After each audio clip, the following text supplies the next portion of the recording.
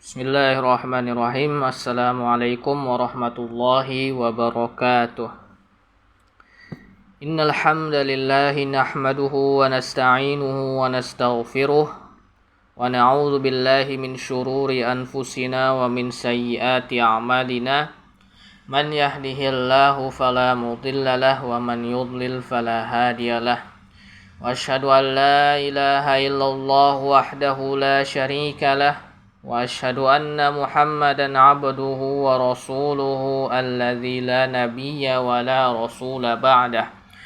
Qala Allah ta'ala fi kitabihil karim, ya ayyuhalladzina amanu ittaqullah wa qulu qawlan sadida yuslih lakum a'malakum wa yaghfir lakum dhunubakum wa man yuti'illaha wa rasulahu faqad faza fawzan 'azima. Wa qala Rasulullah sallallahu alaihi wasallam, majtama'a qaumun fi baitin min buyutillah yatsluna kitaballah wa yatadarasuna fi ma bainahum illa nazalat 'alaihimus sakinah wa ghasyiyatuhumur rahmah wa haffathumul malaikah wa dzakarahumullahu fi man 'indah. Allahumma inna nas'aluka ilman nafi'an wa rizqan tayyiban wa amalan mutaqabbalan.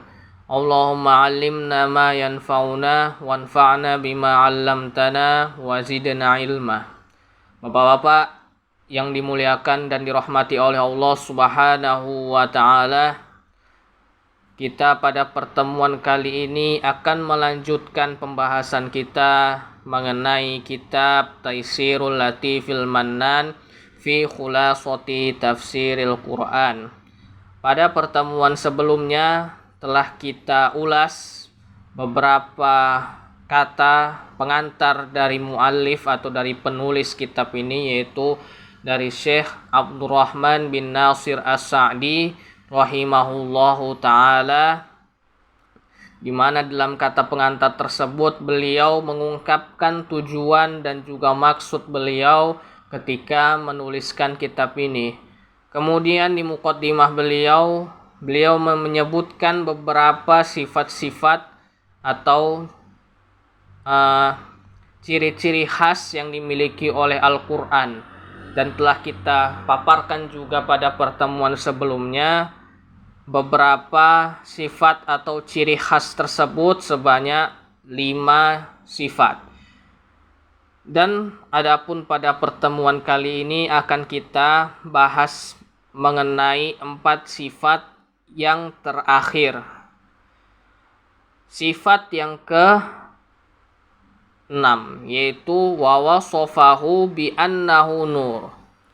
Syekh Abdurrahman bin Nasir As-Sa'di menyebutkan Allah mensifati Al-Quran bahwasanya Al-Quran tersebut adalah cahaya, sebagaimana Allah sebutkan dalam surat Al-Maidah, qad ja'akum minallahi nuru wa kitabum mubin yahdi bihillahu manittaba'a ridwanahu subulas salam wa yukhrijuhum minadh-dhulumati ilan nur bi'idzni rabbihim wa yahdihim ila siratim mustaqim.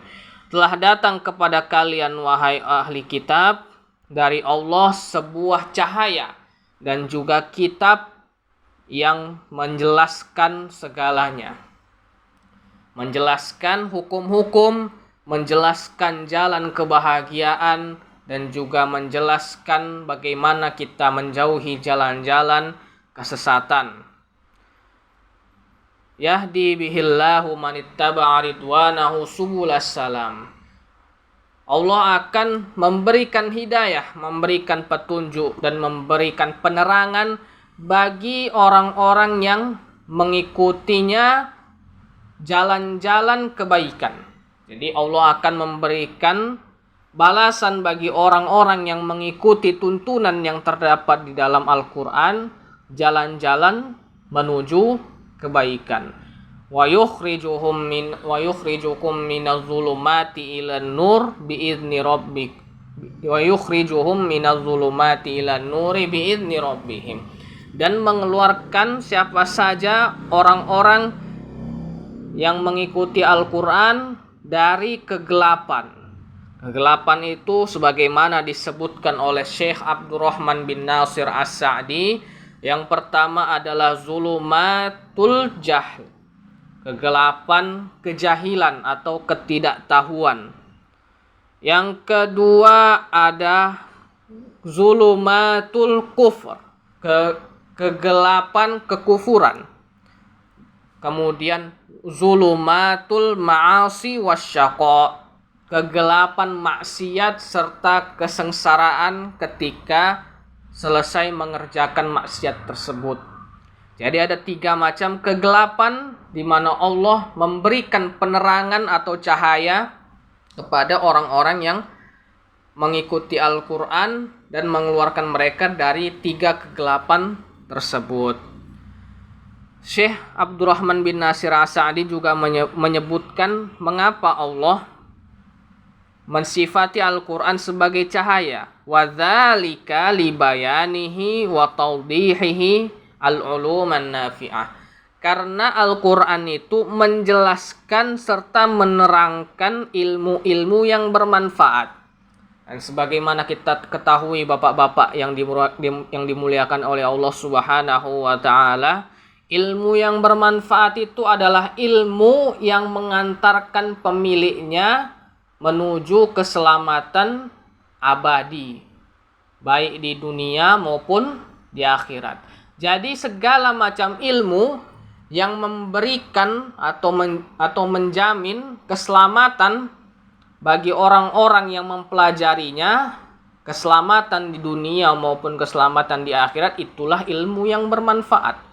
Adapun ilmu yang kita pelajari, yang kita ajarkan atau yang kita dalami, apabila tidak memberikan keselamatan di dunia, apatah lagi keselamatan di akhirat, maka itu dikategorikan sebagai ilmu yang bermanfaat. Sebagaimana firman Allah Subhanahu wa ta'ala, yauma la yanfa'u malu wala banun illa man atallaha biqalbin salim.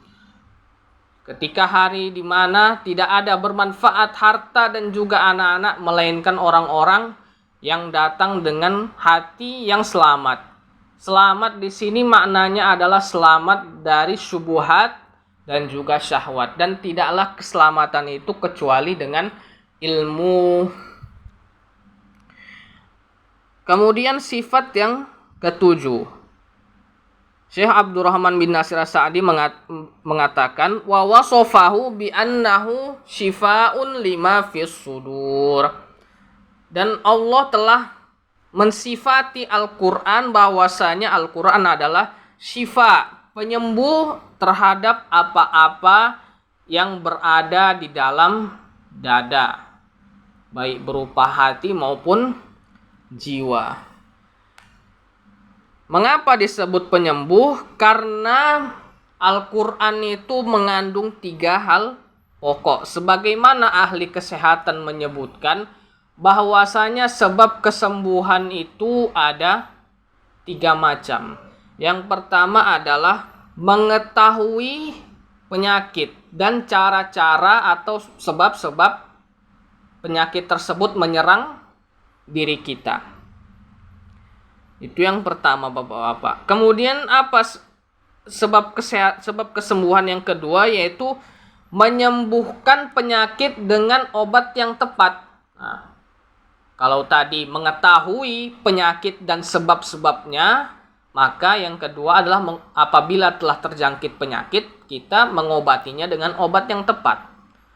Kalau yang pertama kita tidak tahu penyakitnya, bagaimana mungkin kita bisa mengobatinya dengan obat yang tepat? Ataupun kalau kita telah mengetahui penyakitnya, namun kita tidak mengobatinya dengan cara yang tepat, maka penyakit tersebut bisa menjadi resisten atau bahkan tidak bisa disembuhkan sama sekali. Kemudian yang ketiga adalah memperkuat daya tahan tubuh. Jadi kalau kita telah berjuang mengatasi penyakit namun daya tahan tubuh kita lemah, maka peluang kita untuk terjangkit penyakit tersebut semakin besar di kemudian hari. Maka Al-Quran menggabungkan 3 metode ini. Adapun metode yang pertama Al-Quran menerangkan penyakit-penyakit dan sebab-sebab kehancuran kaum-kaum terdahulu. Nah, jadi bapak-bapak, kita lihat di kisah Al-Quran atau kisah-kisah yang terdapat di dalam Al-Quran, disebutkan di dalamnya sebab-sebab kehancuran dan juga penyakit-penyakit yang menjangkiti masyarakat pada zaman dahulu, kaum-kaum terdahulu. Ada namanya penyakit kesyirikan, ada namanya penyakit susila, ada namanya penyakit kriminal, dan lain sebagainya. Allah sebutkan, Allah rincikan di dalam Al-Quran itu agar kita mengetahui penyakit tersebut dan menghindari sebab-sebab yang dapat mengantarkan kita kepada penyakit tersebut, agar penyakit tersebut tidak menjangkiti diri kita. Kemudian ketika kita misalnya telah terjangkit penyakit tersebut, maka Al-Quran menawarkan cara yang kedua atau sebab kesembuhan yang kedua, yaitu mengobatinya dengan obat yang tepat. Nah, jadi Al-Quran mengobati penyakit tersebut dengan apa? Yaitu dengan hujjah, dengan bayyinah, dengan bukti-bukti dan juga argumen-argumen yang kuat menentang dan mengobati segala macam keburukan yang timbul pada diri kita maupun masyarakat kita. Ketika dikatakan bahwasanya kita beribadah hanya kepada Allah, ada orang-orang yang menyekutukan Allah, maka Al-Quran menyebutkan argumen-argumen bahwasanya menyekutukan atau menyerahkan peribadatan kepada selain Allah itu tidak tepat. Allah jelaskan di dalam Al-Quran argumen-argumen dan bukti-bukti keburukan tersebut dan bagaimana kita bisa terlepas dari hal tersebut. Kemudian yang ketiga, sebab kesembuhan yang ketiga adalah dengan memperkuat daya tahan kita, daya tahan tubuh kita, yaitu daya tahan iman kita dan juga daya tahan akal kita. Yaitu dengan apa? Yang pertama targhib. Yang pertama adalah dengan targhib, yaitu dengan memotivasi diri kita dengan segala macam bentuk kebaikan, yaitu dengan motivasi pahala, motivasi surga, dan juga motivasi kebaikan lainnya. Kemudian yang kedua dengan tarhib, dengan metode memperingatkan. Ada basyir, ada nadhir. Kalau basyir memberikan kabar gembira, kalau nadhir memperingatkan akan adanya bahaya. Jadi tarhib ini adalah memperingatkan diri kita agar bahwasanya ada bahaya yang menanti kalau kita mengikuti atau menturutkan keburukan tersebut. Misalnya apa? Tarhibnya yaitu dengan neraka. Itu yang paling besar bapak-bapak. Kemudian dengan apa? Dengan azab kubur. Nah, sebagaimana disebutkan bahwasanya Fir'aun yuraduna alaihim nar fil guduwihi wa asyihi. Ditampakkan kepada Fir'aun itu di dalam kuburnya neraka selama pagi dan petang. Tiap hari tampakkan neraka di dalam kuburnya. Kemudian apa lagi? Yaitu dengan ancaman-ancaman di dunia maupun di akhirat. Apa saja hukuman-hukumannya di dunia? Misalnya apa? Hukuman pidana kalau dia melanggar kriminal, melakukan tindak kriminal, hukuman pidana, atau hukum perdata, hukuman sosial dari masyarakat dan lain sebagainya. Itu adalah tarhib. Kemudian yang ketiga adalah dengan selain memotivasi kita dengan tarhib wa targhib, juga memotivasi kita dengan mahabbah, dengan kecintaan kepada Allah Subhanahu wa taala. Itulah metode Quran di dalam menyembuhkan penyakit-penyakit yang ada di dalam dada kita. Kemudian yang ke-8, yaitu Al-Quran disifati wa wasofahu bi annahu kullahu muhkam wa kullahu mutasyabih fil husn. Allah mensifati Al-Quran bahwasanya Al-Quran itu seluruhnya muhkam. Muhkam ini bapak-bapak yang dirahmati oleh Allah Subhanahu wa taala, maknanya adalah wadihul makna. Artinya maknanya jelas, bisa kita ketahui.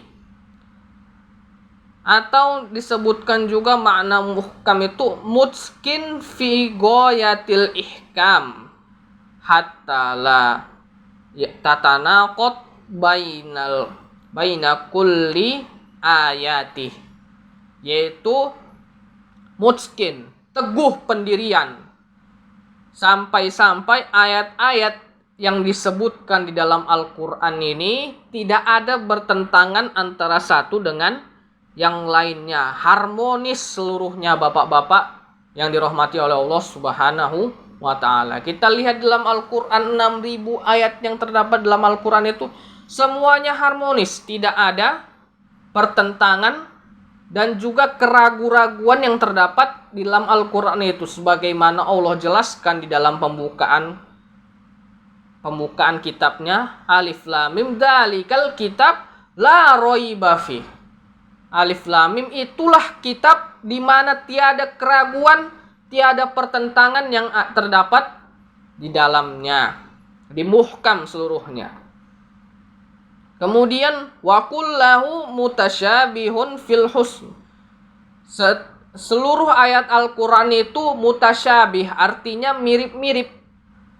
Nah, mirip-mirip dari segi apa? Dari segi bagusnya, dari segi keindahannya, dari segi kefasihannya.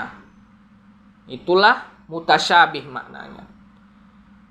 Kemudian beliau melanjutkan wa ba'duhu mutasyabihun min wajhin wa muhkamun min wajhin akhar. Akan tetapi sebagian juga mutasyabih dan sebagian juga muhkam. Maksud mutasyabih di sini adalah ghairu wadihil makna, yaitu maknanya belum terlalu jelas, atau ka'annahu yatanaqad fi zohrihi. Nah, seperti kayak ada pertentangan antara satu ayat dengan ayat yang lain. Nah, itu maknanya mutasyabih. Nah, wa muhkamun min wajhin akhar, dan dapat dipahami sebagiannya. Maksudnya apa? Ketika kita terlintas di ayat tersebut bisa langsung kita pahami. Itulah maknanya muhkam, wadihul makna. Jadi bagaimana kalau kita menemukan ayat-ayat yang mutasyabih ini, atau yang samar-samar ini, yang seolah-olah ada pertentangan di dalamnya, maka kita kembalikan kepada ayat-ayat yang muhkam, sebagaimana firman Allah Subhanahu wa ta'ala, minhu ayatum muhkamatun hunna ummul kitabi wa ukharu mutasyabihat. Fammal ladzina amanu fayalamuna annahul haqqu mir rabbih. Adapun orang-orang yang beriman, maka mereka menganggap bahwasanya seluruhnya itu milik adalah datang dari sisi Allah. Minhu ayatum muhkamatun hunna ummul kitab wa ukharu mutasyabihat. Di antara ayat-ayat tersebut ada yang muhkam, ada yang jelas sebagaimana ummul kitab, yaitu Al-Fatihah. Wa ukharu mutasyabihat, dan ayat-ayat yang lain itu mutasyabih, samar maknanya, tidak terlalu jelas. Hingga apa? Hingga kita kembalikan kepada ayat-ayat yang muhkam, yaitu kita kembalikan dengan cara bagaimana? Ya'lamuna annahul haqqu mir rabbihim, bahwasanya ayat yang Allah turunkan itu tidak ada keraguan padanya. Wa ammal ladzina fi qulubihim zayghum fayattabi'una ma tasyabaha minhu ibtigha'al fitnah wa ibtigha'a ta'wiliha. Adapun orang-orang yang di hatinya itu ada melenceng, ada penyimpangan, fayattabi'una ma tasyabah, mereka menggunakan ayat-ayat yang mutasyabihat itu, ayat-ayat yang samar-samar itu, ayat-ayat yang seolah bertentangan itu, ibtighaa'al fitnah, demi mencari-cari fitnah, mencari-cari pertengkaran, wa batigha ta'wilih, dan mencari-cari takwil-takwilnya. Untuk apa? Ya tentunya dengan takwil-takwil yang tidak benar, takwil-takwil yang melenceng dari makna yang dimaksudkan oleh Allah Subhanahu wa taala.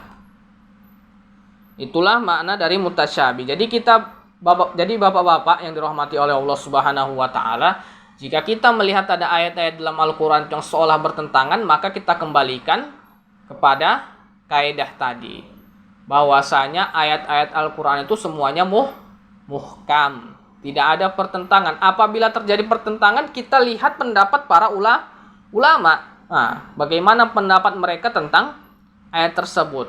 Dan tentunya ayat tersebut akan kita temukan harmonis apabila setelah kita pelajari dengan seksama. Misalnya, di dalam surat Al-Ma'arij disebutkan satu hari di sisi Allah itu sebanyak 50.000 tahun. Ta'rujul malaikatu warruhu ilaihi fi yaumin kana miqdaruhu khamsina alfasana.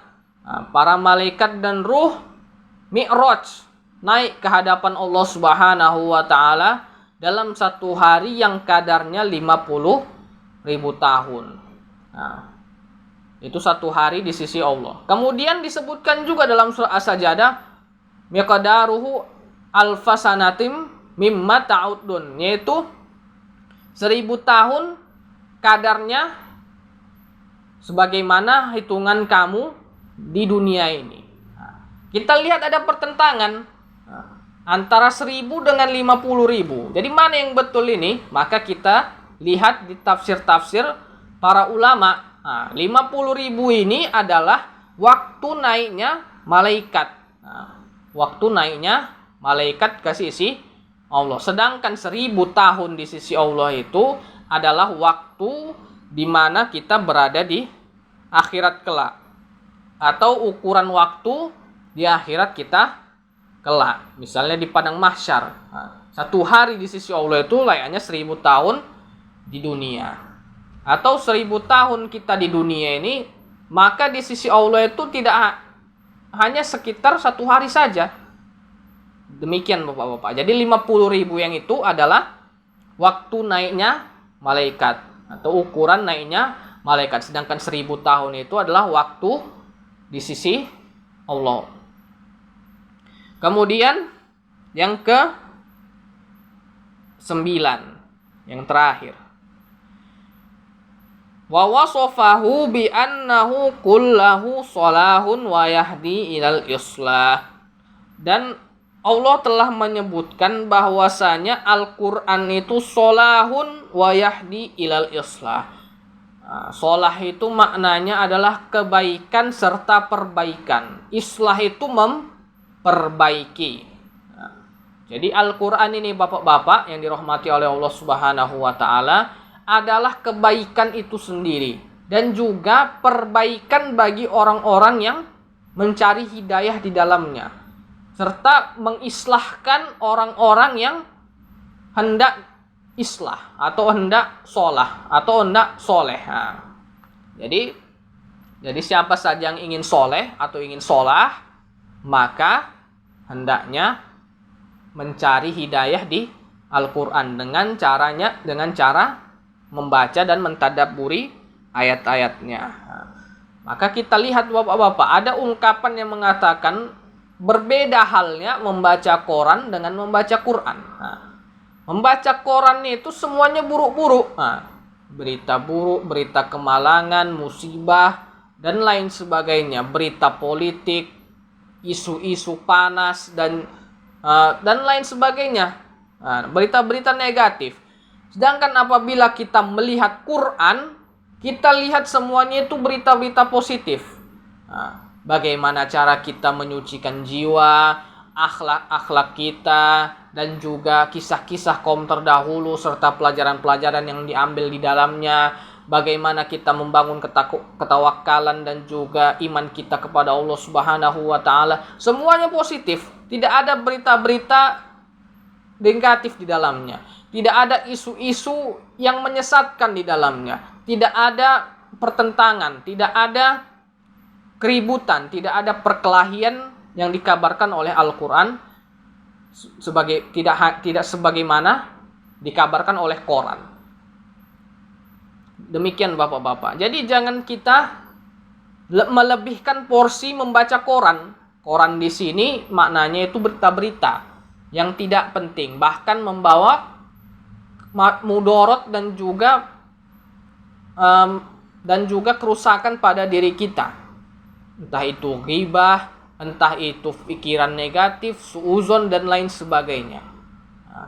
Membaca berita-berita di Facebook, kabar-kabar di televisi dan juga di radio dan segala macamnya itu bisa membawa kepada hal-hal tersebut. Namun bukan berarti kita menghindari sepenuhnya, tidak. Tetapi kita memilih dan memilah serta meng-cross check atau pemeriksaan silang, pemeriksaan berita lainnya, apakah berita itu benar atau tidak. Perlu diperiksa itu Bapak-bapak agar kita tidak terkena hoaks sebagaimana disebutkan dalam surat Hujurat, fa idza ja'akum fasikum binaba'in fatabayyanu, apabila telah datang kepada kalian seorang fasik, seorang yang tidak dipercaya, banyak bohongnya dan lain sebagainya, maka periksa beritanya. Jangan kita telan mentah-mentah. Itu berita-berita yang ada di kabar-kabar, baik kabar di sosial media maupun yang disiarkan di televisi atau disebutkan di dalam surat kabar. Jadi harus kita kurangi Bapak-bapak, jangan sampai kita lebih banyak baca koran daripada baca Quran, agar kehidupan kita itu senantiasa dipenuhi dengan hal yang positif.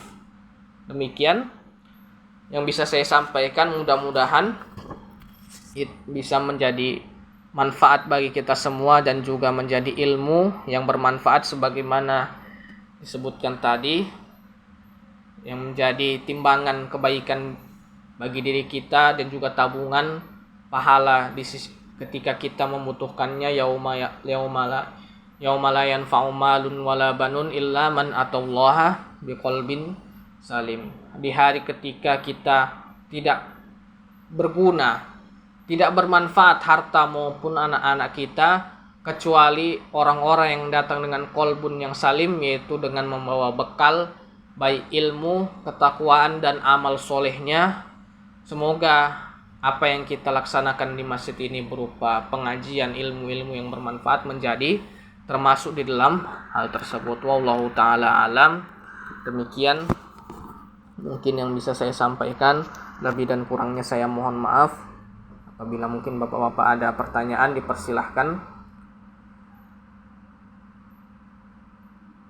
Baik, mungkin tidak ada pertanyaan, kita tutup saja kajian kita pada malam hari ini dengan doa kafaratul majlis. Subhanakallahumma bihamdihi, subhanakallahumma bihamdika, asyhadu an la ilaha illa anta, astaghfiruka wa atubu ilaik. Wassalamualaikum warahmatullahi wabarakatuh.